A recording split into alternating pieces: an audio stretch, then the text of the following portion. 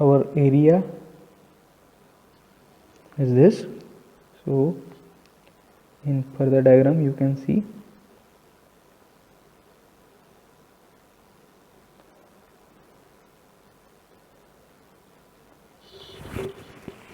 so these are some lines: AC1 line, AC31 line, ACM line and AC3 line.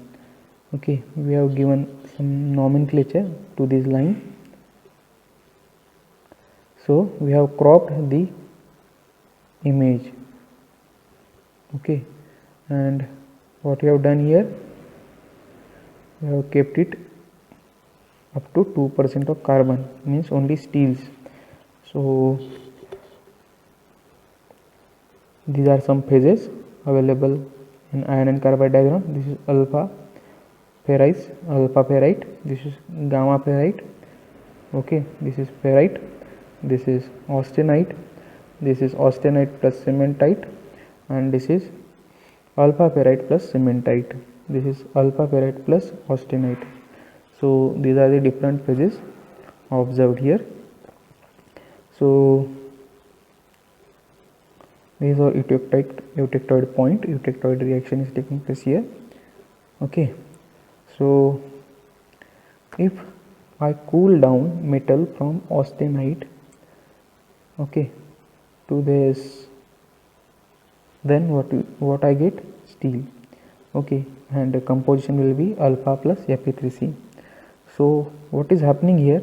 Alpha plus Fe3C, product is same, but only grain size and percentage of alpha plus percentage of Fe3C, means alpha and ferrite and cementite, will change. Okay, the components will be same, only the size and shape of grains and phase distribution and the percentage of alpha ferrite and cementite will be changed. Okay,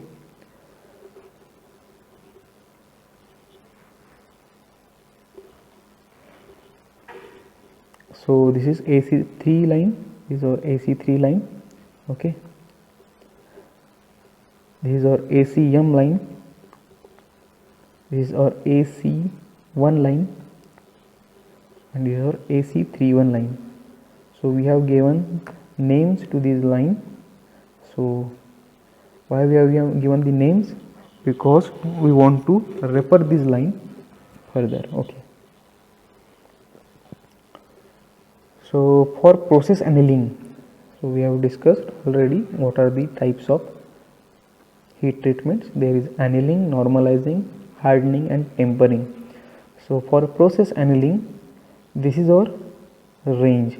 Okay, means if I want to do the process annealing, then this is my temperature, and only up to 0.2% of carbon I can do process annealing. Okay, then this is the range for spheroidized annealing.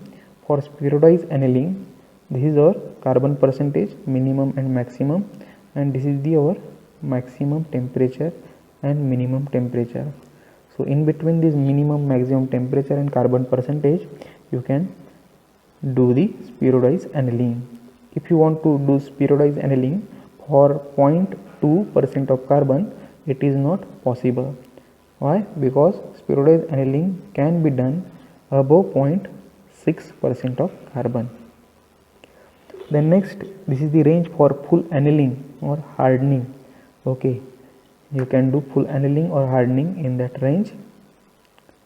Okay, it is above AC3. It is just above the AC3 line and AC31 line. Okay, so for referring this zone, for reference of this zone, I am using AC3 line or AC31 line.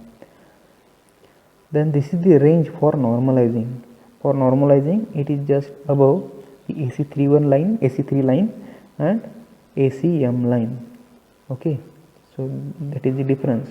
Here it is just above AC31 line, but it is above the ACM line. So next, first type is annealing. So annealing cycles are varied according to the temperature and the methods of cooling used. Annealing temperature may be classified as subcritical annealing, below the lower critical temperature A1, okay.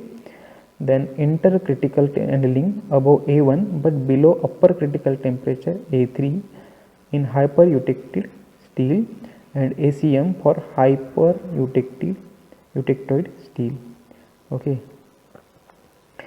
In subcritical annealing, to achieve full austenization of either hypo or hyper-eutectoid steel. So basically annealing temperature may be classified as subcritical, intercritical and supercritical. In subcritical, we will heat the metal below the lower critical temperature. Sub means lower critical temperature A1, okay. In intercritical, it will be above A1 but below A3 for hypoeutectoid or hypereutectoid, okay.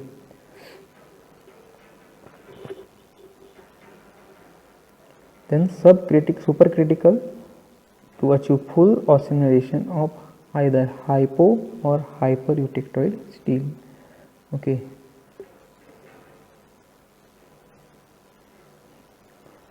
So here are A1 line, A3 line, okay. So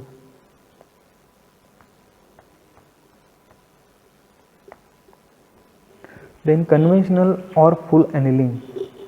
The purpose for conventional or full annealing: first, reduce internal stresses. So with conventional or full annealing, you can reduce internal stresses developed during cold working or hot working. Then you can reduce the hardness of metals, okay. So conventional or full annealing makes material isotropic, means same physical properties will be mechanical properties will be observed in any direction of metals, okay. Then refine grain size, you can refine or improve the grain size using full annealing method. Then you can make material homogeneous, okay, means sometimes what will happen, if you cool the metal, then because in the cooling the phase distribution will not be proper, means improper phase distribution will be there. So because of improper phase distribution or mixing, we will get different physical mechanical properties at different points. So to increase the machinability, as we are reducing the hardness by full annealing, so machinability obviously increases, okay. Machinability means to machine or to remove the material from the workpiece, okay, or metal. We can easily remove metal from that. Then last one is make steels suitable for hardening. If you want to harden the material, then the first process is full annealing. So why we need full annealing?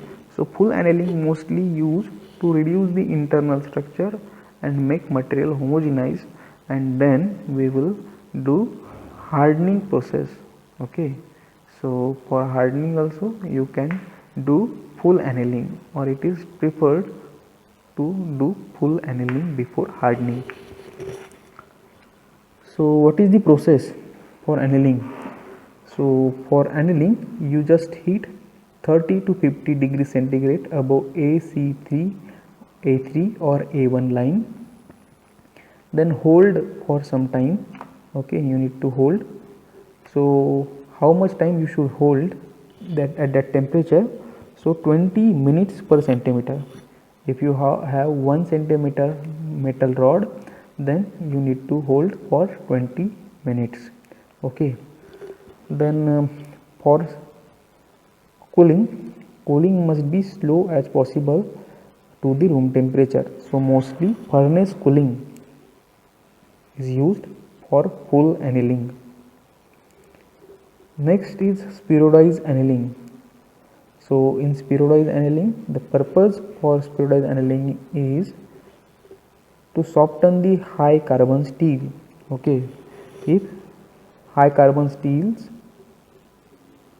you already know, as percentage of carbon increases, the hardness of material also increases. So already there is a high carbon steel, means carbon percentage is high.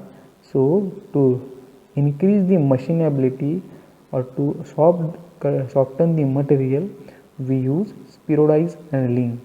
Okay, so by spheroidized annealing you can soften the material and to increase the hard machinability of that metal. Then formation of globular structure.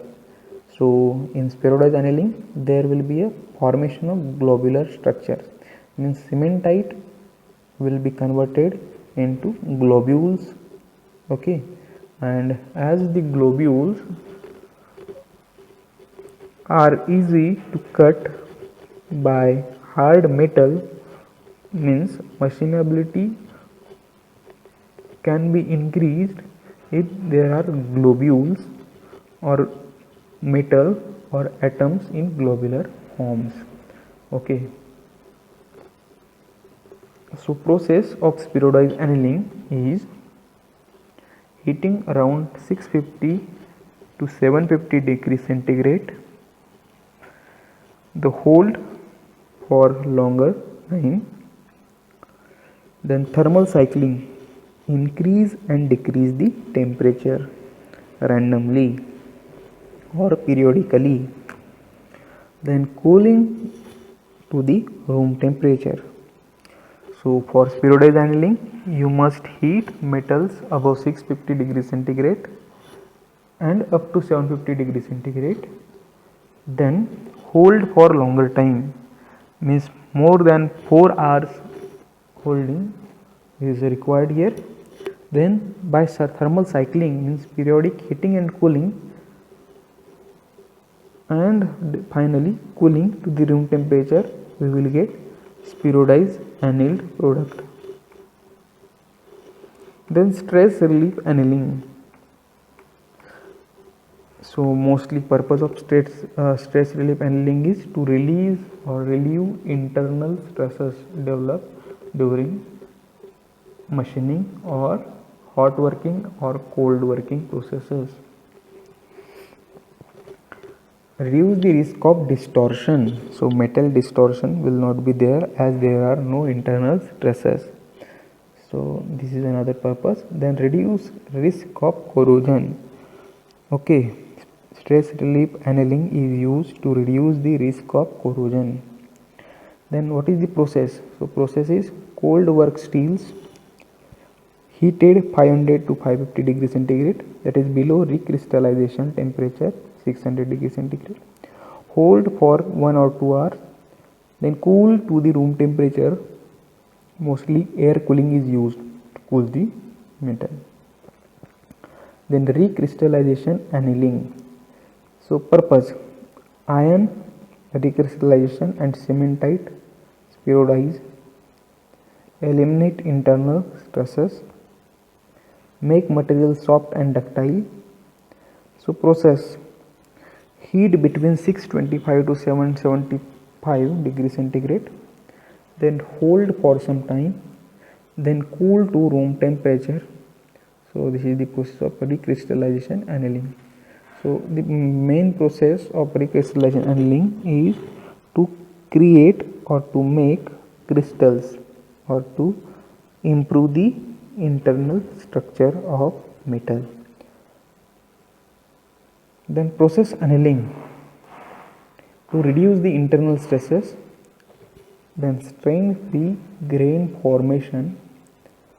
So process annealing, heated above recrystallization temperature at around 650 degrees centigrade, hold for some time and cool to room temperature. Then normalizing. So normalizing is used to refine grain size, to increase the machinability, to relieve the internal stresses. Then process heat above 30 to 50 degrees centigrade above A1 line or ACM line. Then hold for longer time up to the formation of homogeneous austenite phase. Okay, and then cooling in steel air. So in annealing you will observe cooling is slower rate, means cooling rate is slow. So mostly furnace cooling and in some cases steel air cooling is used for the annealing methods. So in normalizing you can observe here we are using steel air for cooling. So normalizing takes less time than annealing, and the hardness of annealed product is less than hardness of normalized product. Okay, so difference between annealing and normalizing. So first point is less hardness, tensile strength and toughness is observed in annealed product, whereas in normalizing more hardness, tensile strength and toughness is observed. So in annealing equivalent perlite as in FeFe3C diagram, and in normalizing more perlite than in FeFe3C diagram. So in annealing coarse perlite or perlitic structure is observed, whereas in normalizing fine perlitic structure is observed. So in normal annealing uniform grain size is there, as the cooling rate is as slow as possible, so atoms or molecules have longer time, and hence better grain size and grain distribution is there in annealing. In case of normalizing, non-uniform grain size can be observed. Okay, in annealing least internal stresses are there because there is longer time available to relieve the internal stresses, and as there is a less time in normalizing, hence more internal structure, less refined internal structure will be there in normalizing process. Next one is hardening. You can see in this figure anneal metal, this person can bend the anneal metal, but it cannot be bent hardened metal. Why? The hardness of metal is high in hardening process. So as we increase the cooling rate, there is a fine structure called martensite is observed, and as hardness of martensite is more, hence this person cannot bend or deform the metal bar. So the maximum hardness of any steel is associated with fully martensitic structure. Okay, I already told you martensitic structure. Because of that martensitic structure, hardness of metal is more. This microstructure can be produced only if the cooling rate applied is higher than the critical cooling rate for the corresponding steels. So for higher cooling rate, it must be more than critical cooling rate. Okay, for faster cooling. Next one is tempering. So martensite in a steel can be very strong, and it's has a quench condition rather brittle. So as material is hard, it also has brittleness in it. So because of that brittleness, if material drops from certain height, it will be scattered in pieces. Okay, to remove or to reduce the brittleness of metal and to maintain or slightly reduce the hardness of metal, we used tempering process. Okay, so it is necessary to modify the mechanical properties by heat treatment process. So the range is 150 degrees centigrade to 700 degrees centigrade. We heat the metal at this range, and this process is called tempering. in which the microstructure approaches equilibrium condition and influence the thermal activation. So this is the image of tempering of plain carbon steel. Okay, this is the hardness and this is the temperature. So what temperature you should keep for the hardness you want. Okay, so you can see here different types of heat treatment process also. This is the different heat treatment methods available.